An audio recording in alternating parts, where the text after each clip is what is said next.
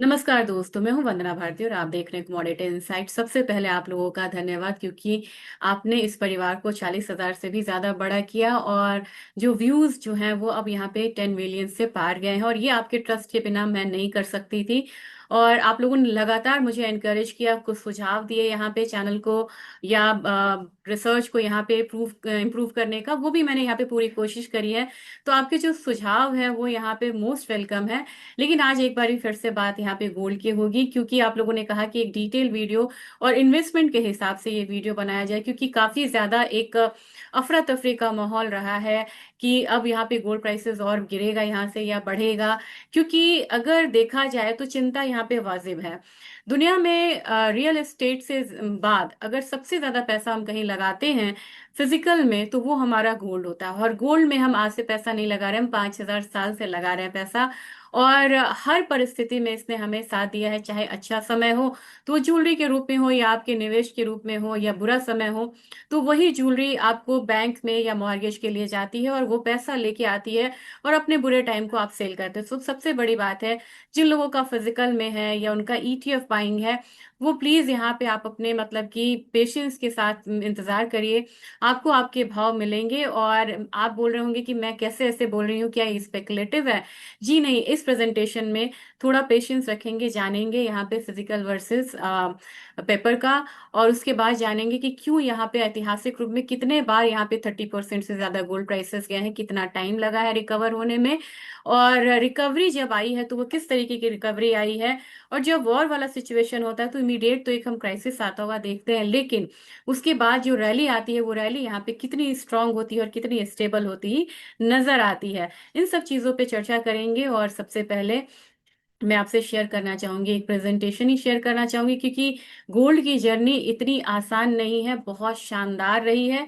और सभ्यताएं आई हैं गई हैं, लेकिन ये इस कमोडिटी ने कभी भी अपना जो छाप है वो छोड़ा नहीं है। अगर आप देखेंगे तो 3000 बीसी जब एंशियंट इजिप्ट से लेके हमारे यहाँ पे शुरुआत हुई थी, और इसे भगवान की तरह मतलब फ्लैश ऑफ द गॉड बोला जाता था, वहां से लेके हमने रोमन एम्पायर में गोल्ड क्वाइंस को आता हुआ देखा। फिर यहाँ पे आप देखेंगे कि इस्लामी कंट्री में आपने दिनार सुना होगा, सबसे कॉस्टली यहाँ पे वो करेंसी होती है।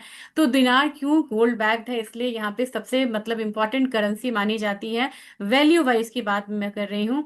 फिर यहाँ पे गोल्ड का स्टैंडर्ड यहाँ पे आया, और गोल्ड का स्टैंडर्ड यहाँ पे फिर मतलब ब्रेटन वुड को खत्म भी किया गया था। और हमारा अब जो एरा आ रहा है 2008 से लेके अभी तक का, उसमें जो है सेंट्रल बैंक्स जो है एज अ बायर्स जो है, यानी कि हमारे साथ साथ अब यहाँ पे इस मतलब कि तबके में सेंट्रल बैंक्स का भी विश्वास जगा है, और वो शरण में आए हैं, सेफ हेवन बाइंग के लिए आए हैं, इन्फ्लेशन के अगेंस्ट हेज करने आए हैं, क्राइसिस के अगेंस्ट हेज करने आए हैं। और लगातार उनकी बाइंग जो है वो बढ़ती हुई नजर आई है। तो ये एक जर्नी है जो मैंने आपके सामने रखा है। बार्टर क्वाइनेज यानी कि सिक्के से शुरुआत हुई, और यहाँ पे हमने सोने के बदले में सामान लिया, जमीन लिया, और काफी सारे एग्रीमेंट्स भी हुई। ये आज भी कायम है, आज के दिन भी ईरान ने अपना सोना देके बाकी जरूरत की चीजें ली हैं। तो जो आपको मतलब 3,000 बीसी था, मतलब वो आज भी आपको एप्लीकेबल है। तो आप समझ सकते हैं कि कोई भी ऐसा सिस्टम हमारे फाइनेंशियल सिस्टम में नहीं है जो 4,000 5,000 साल चला हो।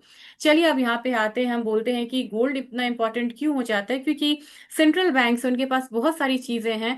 और दुनिया भर की सेंट्रल बैंक्स जो है गोल्ड ही क्यों खरीदती हैं, वो हीरा क्यों नहीं खरीदते हैं, वो बाकी चीजें क्यों, प्लेटिनम क्यों नहीं खरीदते, वो गोल्ड में ही क्यों जाते हैं? क्योंकि सबसे बड़ी बात है कि एक तो चीज है कि इसकी जो अवेलेबिलिटी है वो बड़ी कम है, यानी कि सीमित सप्लाई है, यानी कि हर साल ये सिर्फ ये 1 या 2% से बढ़ सकता है।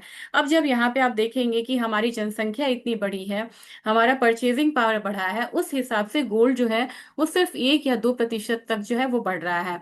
पहले देखिए हमारे देश में ही हमारा जो पर कैपिटा इनकम है वो कितना बढ़ता हुआ नजर आ रहा है। मैं मानी आपका अगला सवाल होगा तो गोल्ड के प्राइसेस भी तो बढ़े हैं, लेकिन हमारा पर कैपिटा इनकम उस हिसाब से ज्यादा बढ़ा है।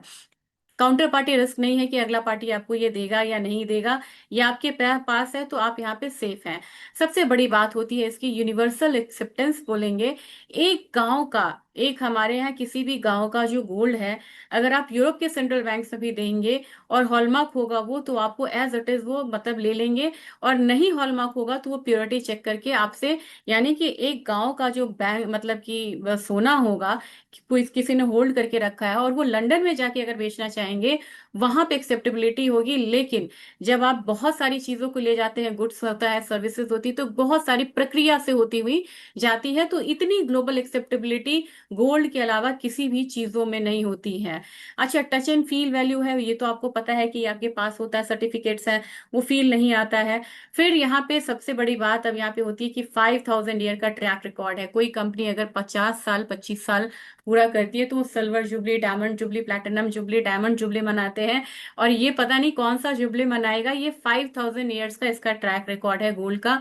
और वहां पे कभी भी हमने इसकी मतलब क्वार्टरली रिपोर्ट या ये नहीं पढ़ी है। ये पता है कि गोल्ड है, साल भर नहीं, 2 साल नहीं, 3 साल 4 साल ये अपना पॉजिटिव रिटर्न देगा और अपनी वैल्यू को दिखाएगा। तो जब ये इक्विटी से कंपैरिजन किया जाता है तो मुझे लग रहा है कि ऑरेंज टू ऑरेंज ही आप यहाँ पे कंपैरिजन कर सकते हो, ऑरेंज टू एप्पल आप कंपैरिजन नहीं कर सकते हैं। एक कंपनी का एग्जिस्टेंस आप नहीं कह सकते कि 100 साल बाद होगा, लेकिन गोल्ड का एग्जिस्टेंस उस समय भी होगा। तो ये एक ऐसा एसेट क्लास है जो आपको इतनी श्योरिटी किसी भी एसेट क्लास में नहीं होती है। यही कारण है हर देश हर घर में सोना होता है। Central bank anchor. अब यहाँ पे सेंट्रल बैंक्स ने भी यहाँ पे खरीदारी शुरू कर दी है। चलिए, ये हमारे मतलब की स्लाइड है जिसकी हम बात यहाँ पे स्टार्टिंग में कर रहे थे। मैं से अब डालें, कभी भी मेजर फॉल हुआ है, कहाँ कहाँ हुआ है, मैं बहुत बड़ा चार्ट लेती तो बहुत क्लमजी हो जाता है ये। तो मैंने 1980 के करीब से लिया। और सबसे बड़ा जो ये था ना समय, ये समय यहाँ इन्फ्लेशन का समय था, सेंट्रल बैंक्स ने सोना बेचा भी था रैदर। तो और ये जो समय था, ये सबसे बड़ा इसका कंसोलिडेशन पीरियड था। और इतना इंतजार तो आपको करना भी नहीं पड़ेगा। सोचिए, इस समय जो गोल्ड बाइंग किए हुए थे उन्होंने कितना बड़ा इंतजार करा होगा, और तब जाके उनको ये रैली मिली है। तो इस रैली के लिए आपको इस पड़ाव से तो गुजरना पड़ेगा, तब जाके आपको ये रैली मिलेगी। लेकिन अब इतना बड़ा इंतजार नहीं है। तो 1980 में एक स्पाइक आया था और वहां से क्रैश हुआ था। जब क्रैश हुआ था तो ये मतलब 20 ईयर्स के बियर फेज में गया था। और हमारा तो बियर फेज आया भी नहीं है और हम परेशान हो रहे हैं कि गोल्ड प्राइसेस तो बहुत नीचे चला गया, अब तो इसका कुछ होना जाना नहीं है। 1999 का साइकिल, 1999 का साइकिल, यहाँ पे इतना ही करेक्शन में हम परेशान हो गए। सेंट्रल बैंक ने सेल करा था, डॉट कॉम का बबल था, तो यहाँ पे सेलिंग जो है वो बढ़ी थी। तो एक बारी तो आपने देखा कि थोड़ा सा कंसोलिडेशन हुआ, फिर यहाँ से एक फॉल जो आया वो शुरू हुआ। अब जैसे ही ये फॉल आया, उसके बाद हम लोगों ने रैपिड एक राइज आता हुआ देखा है। तो आपको इस साइड वाई मतलब ये एक्सेस जो है, एक्स एक्सेस पे आपको ये ध्यान देना होगा कि 500 की जो चीज है वो चली गई थी 1500, यानी कि 3 गुना प्राइस हो गया था। भले ही आपको ये छोटा रैली दिखे, लेकिन जिन्होंने 500 में गोल्ड खरीदा था डॉलर में, उन्हें $1500 अब मिल रहा था। और टाइम फ्रेम क्या था इसमें, 1999 से ये 2011 का समय था। 2011 में एक करेक्शन आता है जो कि यहाँ पे कहिए 2-3 साल के करीब यहाँ पे रहता है। और कितना गिरता है, ये अपने पीक से 40% गिरता है, अभी भी तो 30-40% गिरा हुआ है। और फिर यहाँ से जो रैली आती है, ये कहानी है, क्योंकि एक बारी फिर से ये जो पीक आता है, तो एक अपसाइड जब होता है, एक रेंज आता है, ये कोविड वाला टाइम था। फिर जो पीक आती है वो सीधा आप ये मानेंगे, ये वाली पीक आई थी 2020 में। और 26 में जो आया वो तो आपको कोविड का आया था। कोविड के बाद हम लोगों ने एक ब्रीफ फॉल आता हुआ देखा, उसके बाद फिर से हायर साइड गया। अब यहाँ पे जब 26 में हम लोगों ने 5600 आता हुआ देखा, तो उसके बाद एक फॉल हमारा कहाँ तक आया है, $4000 तक आया है। ये $4000 कोई बहुत बड़ी बात नहीं है। आप यहाँ पे अगर होल्ड करते हैं तो आपको यहाँ पे मतलब आप धीरज रखिए अपने पोर्टफोलियो में, ये आपको एक पॉजिटिव रिटर्न देगा। तो अब आपको जो लेसन मिला है 1980 से मिला है, तो समझिए जिन लोगों ने इतना बड़ा होल्ड किया होगा उनको ये रैली मिली है। आपको इतना बड़ा होल्ड नहीं करना है, सबकी अपनी कैपेसिटी होती है। कुछ लोग इन्वेस्टमेंट पर्पज से शॉर्ट टर्म के लिए खरीदते हैं, मैं मानती हूँ इस बात को। आपको यहाँ पे थोड़ा सा वेट करना है, आपको आपके लेवल्स जो हैं वो मिलते हुए नजर आएंगे। चलिए, अब यहाँ पे मतलब है कि करंट जो मतलब बुल रन है, इसको कौन सा ड्राइव करेगा, कौन सा फैक्टर्स आपको देखना होगा जो बुल रन में आपको मदद कर रहा है। तो सबसे बड़ी बात है, रिकॉर्ड सेंट्रल बैंक्स की बाइंग यहाँ पे हुई थी, 1000 टन से ऊपर हुई थी। मैं बता दूं 3500 टन की लगभग बाइंग होती है। तो इसमें आपको जो बाइंग हुई थी 22, 23, 24 में, उन्होंने 1000 टन से ऊपर करा था। और ये कुछ साल पहले तक सेलर होते थे। अब उन्होंने इतनी मेजर बाइंग करी, 850 टन हुआ हमारा 25 में। आप बोलेंगे 25 का आंकड़ा नहीं, मैं बता देती हूँ। 850 टन हुआ था। क्यों हुआ था आपको पता है, क्योंकि प्राइसेस यहाँ पे 70% हाई गई थी। अपने यहाँ अब आप बात करेंगे कि अपने यहाँ अब 26 की क्या हाल है, 2026 आप बताओ। 2026 में जो सेंट्रल बैंक्स की बाइंग है वो बढ़ती जा रही है, चाइना की बाइंग रिकॉर्ड पे है, अनऑफिशियल बाइंग जो है वो बढ़ रही है। लेकिन धीरे धीरे क्राइसिस सिचुएशन के बावजूद यहाँ पे बाइंग जो है वो बढ़ती हुई नजर आ रही है। जियोपॉलिटिकल रिस्क भले ही टाइमली एक आपको प्रेशर देता है प्राइसेस पे। मैंने कई बार ये कहा है कि अपने घर में भी जब क्राइसिस आता है तो हम सोना को बेचते हैं, क्योंकि हमारे पास लिक्विडिटी क्राइसिस होती है, जॉब चला जाता है, कुछ बिजनेस में हमें घाटा लग जाता है, कोविड आ जाता है, काफी सारी चीजें हैं, लेकिन फिर हम सोना को एक्यूमुलेट करते हैं। तो जियोपॉलिटिकल रिस्क जो है वो इन्फ्लेशन का बहुत बड़ा मतलब कि कारण बनता है। इसके बाद आपको प्राइसेस को मतलब कि जब भी जियोपॉलिटिकल रिस्क आता है इकोनॉमी को बढ़ाने के लिए, फिर यहाँ पे इंटरेस्ट रेट को कम किया जाता है। इंटरेस्ट रेट कम होने से इन्फ्लेशन होता है, और इन्फ्लेशन होता है तो फिर यहाँ पे गोल्ड प्राइसेस ऊपर की तरफ होते हैं। डी डॉलराइजेशन, अभी मैं इस पे आऊंगी, क्योंकि 2022 में जब रशिया के एसेट को फ्रीज करा गया था उस समय सबसे ज्यादा डी डॉलराइजेशन देखने को मिला, और वहीं से सबसे ज्यादा एग्रेसिव बाइंग की है। देखिए ये डेट याद रखिए, साल 2022 यहीं से आपको शुरुआत हुई थी। सेंट्रल बैंक पहले तो बाइंग कर रहा था, लेकिन बाइंग उन्होंने बड़ी स्पीड में बढ़ाया, क्योंकि उनको पता था कि अपने डॉलर को गोल्ड में ज्यादा से ज्यादा कन्वर्ट करो, क्योंकि कल को कोई प्रेशर आएगा तो यूरो और डॉलर में तुम्हारा जो भी निवेश है वो फ्रीज कर लिया जाएगा। डेट इन्फ्लेशन आपको पता है, आपने ये लेवल सुने होंगे, 36 ट्रिलियन मैंने यहाँ पे लिखा है, लेकिन यूएस का जो डेट है ये 40 ट्रिलियन के करीब जा रहा है। तो जितना डेट बढ़ेगा ये गोल्ड के लिए एक अच्छी बात है। अब आप बोलेंगे मैंने रेट कट एक्सपेक्टेशंस क्यों लिख दिए, क्योंकि रेट हाइक की बात हो रही है, सितंबर में रेट हाइक की बात हो रही है। लेकिन जिस तरीके से हम रिसेशन की तरफ बढ़ रहे हैं, एक रेट कट सूनर और लेटर उनको देना होगा, क्योंकि यहाँ पे ट्रम्प साहब का भी यहाँ पे प्रेशर है, और इकोनॉमी थोड़ी स्लो डाउन की तरफ यहाँ पे जा रही है। ईटीएफ और रिटेल का फिलहाल आपको आउटफ्लो देखने को मिल रहा है, लेकिन मैं यहाँ शॉर्ट टर्म की बात नहीं कर रही हूँ। मैंने पहले ही वीडियो में बोला है डिस्क्लेमर कि ये लॉन्ग टर्म वीडियो है। तो ईटीएफ और रिटेल इन्फ्लोज जो है, क्योंकि ईटीएफ बायर्स, आप अपने इंडिया में देख लीजिए ना कि कितने ईटीएफ बायर्स बढ़े हैं, कितने यूनिक मतलब कि अकाउंट्स खुले हैं, और कितने लोग अब यहाँ पे ईटीएफ में बाइंग जो है वो कर रहे हैं। तो चलिए अब अगले स्लाइड्स पे हम यहाँ पे बढ़ते हैं कि अगला स्लाइड हमें क्या कह रहा है। सेंट्रल बैंक्स की बाइंग मैं आपसे बता रही थी। देखिए सेंट्रल बैंक्स ने 16 में इतना ही खरीदा, 18-19 में बढ़ाया, 20 में उन्होंने कोविड में कम कर दिया, 21 में कम कर दिया।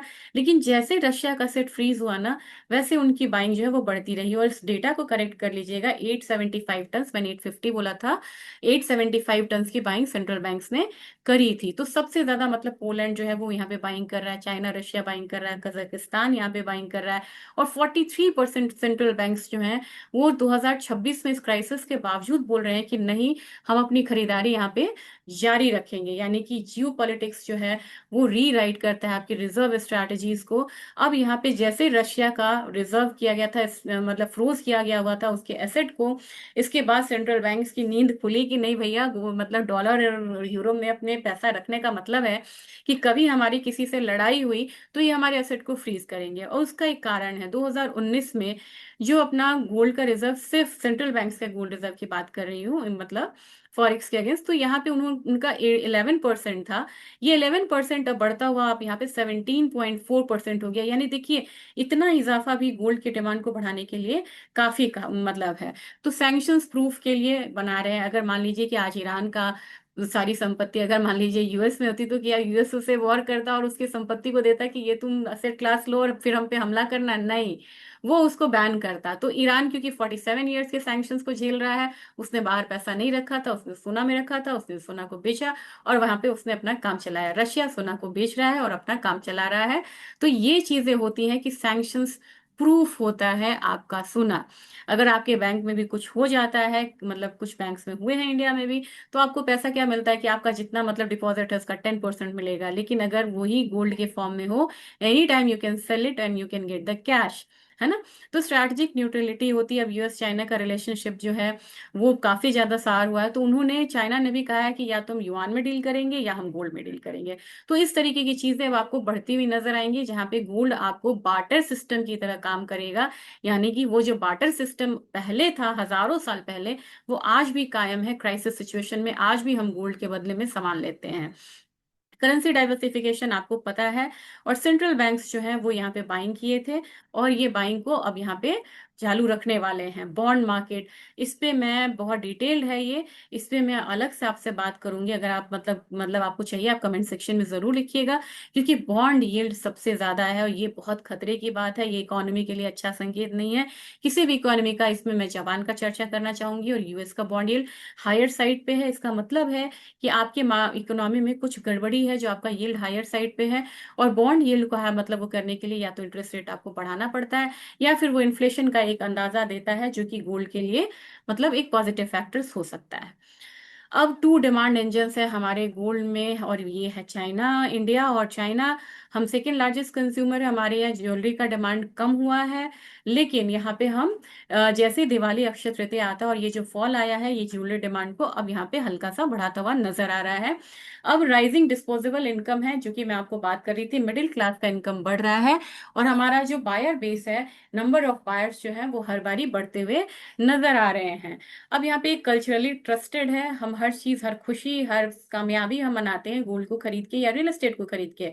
तो गोल्ड उसका बहुत बड़ा हिस्सा है, हमारे कामयाबी का, रिचुअल्स का, हमारे संपत्ति का, हमारी उन्नति का हिस्सा है गोल्ड। तो ये आप मान के चलिए कि हमारा जितना भी मतलब हम राइज करते हैं, उसका एक हिस्सा हम गोल्ड को जरूर देते हैं। ये स्पिरिचुअल भी माना जाता है, ये कल्चरल भी माना जाता है, ये हमारा हेरिटेज भी है।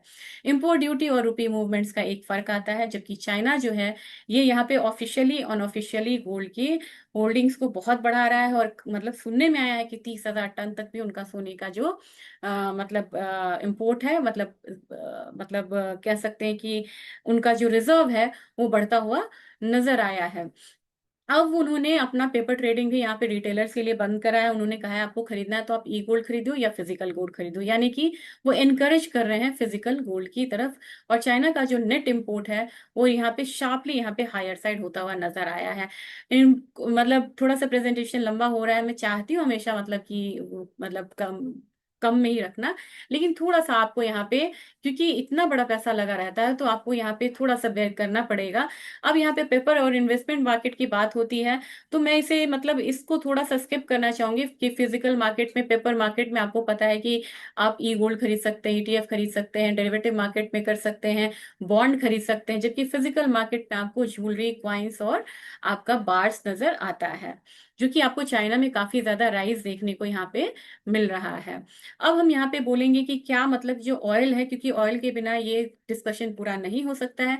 क्या ऑयल जो है ये लिंक कर रहा है गोल्ड प्राइसेस को कि ये मूव करे हायर साइड?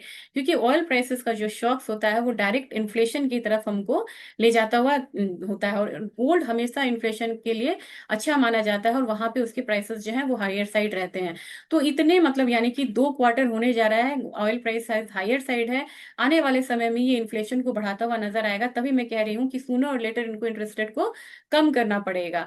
तो एक ये चीज है, और हम लोगों ने स्पाइक आता हुआ देखा, तो ये इन्फ्लेशन को एक बढ़ावा देता हुआ नजर आ रहा है। दूसरा क्या है कि जब ऑयल प्राइसेस हायर रहेंगे तो इन्फ्लेशन बढ़ेगा, रिसेशन का बिहेवियर जो है वो यहाँ पे नजर आ सकता है। तो अगर रिसेशन अगर आता है तो गोल्ड हिस्टोरिकली उसमें मतलब कि अच्छा करता है, और इक्विटी जो है वो बेयर मार्केट में जाती हुई नजर आती है। सेंट्रल बैंक्स जो है टिपिकली यहाँ पे इंटरेस्ट रेट को कट करते हैं, जब इंटरेस्ट रेट कट करेंगे तो गोल्ड हमारे लिए वैल्यूएबल होता हुआ नजर आता है। तो अर्ली स्टेज मतलब जो रिसेशन है उसमें एक फियर आता है, जो यहाँ पे मतलब कि टिप ट्रिगर करता है गोल्ड में, लेकिन सूनर मतलब लेटर यहाँ पे लॉन्ग टर्म में एक बाइंग जो है वो नजर आती है। चलिए ये बात तो बहुत हो गई, अब हम चलते हैं कि किस महीने में हमें किस तरीके से आपको निवेश करना चाहिए।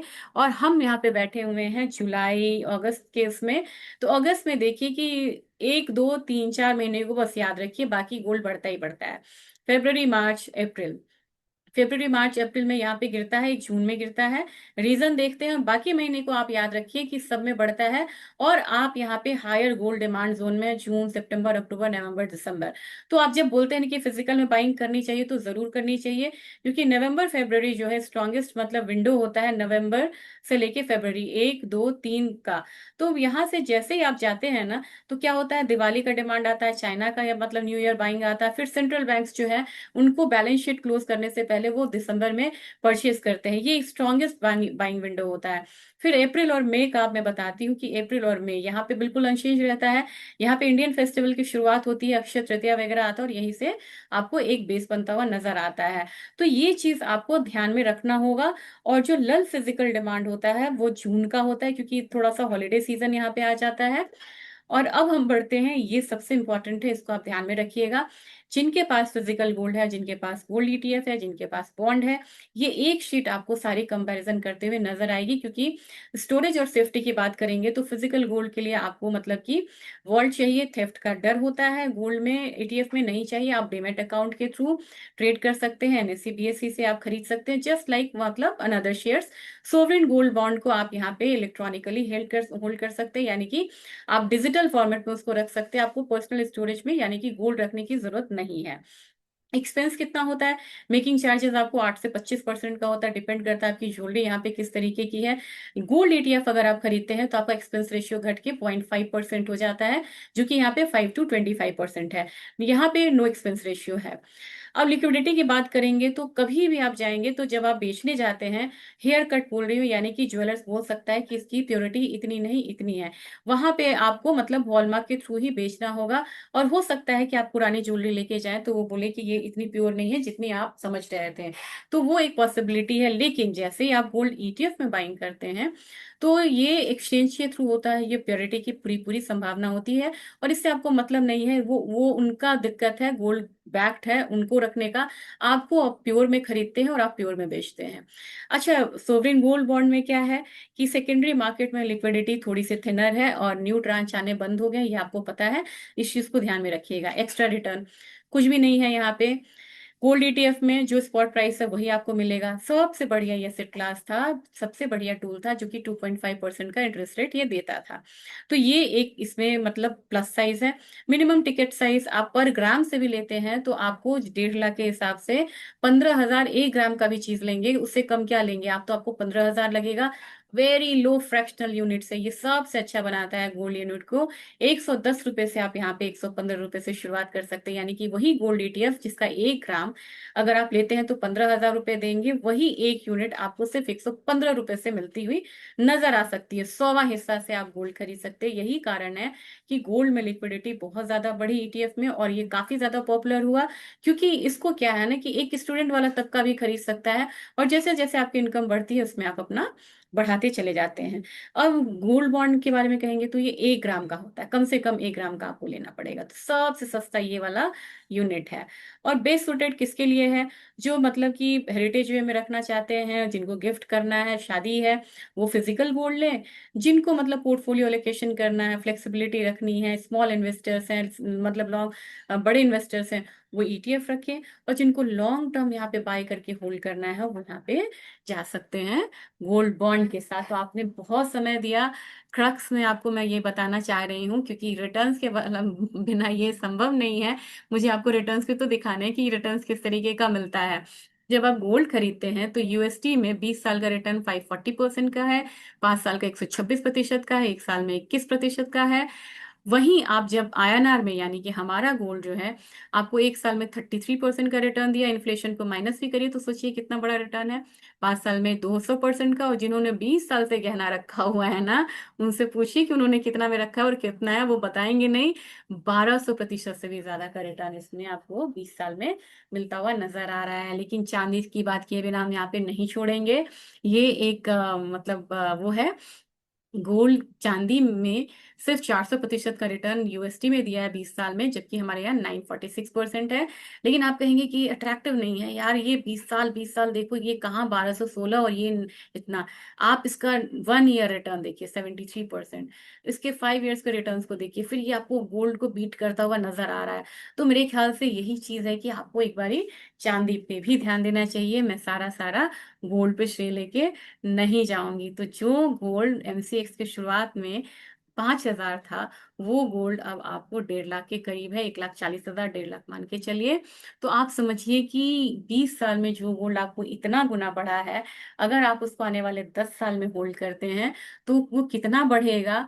और जो गोल्ड 20 साल में मतलब 5,000 से 1.5 लाख जा सकती है, क्या ऐसे एसेट क्लास के लिए आपको घबराना चाहिए कि मेरा पैसा डूब जाएगा? मुझे लगता है नहीं। कॉन्फिडेंस रखिए, ट्रस्ट रखिए और वेट करिए, वेट एंड वॉच स्ट्रैटेजी अपनाइए और आपको 6 महीने से साल भर में आपको आपका पोर्टफोलियो रिटर्न देता हुआ नजर आएगा। आपकी मेहनत की कमाई का और निवेश का फल मिलता हुआ नजर आएगा। वीडियो अच्छा लगा हो तो ज्यादा से ज्यादा शेयर करिएगा, सब्सक्राइब करिएगा, कमेंट सेक्शन में लिखिएगा जरूर कि आपका गोल्ड फिजिकल फॉर्मेट में है, यहाँ पे ETF में है या फिर आप डेरिवेटिव मार्केट में ट्रेड करते हैं। Thank you.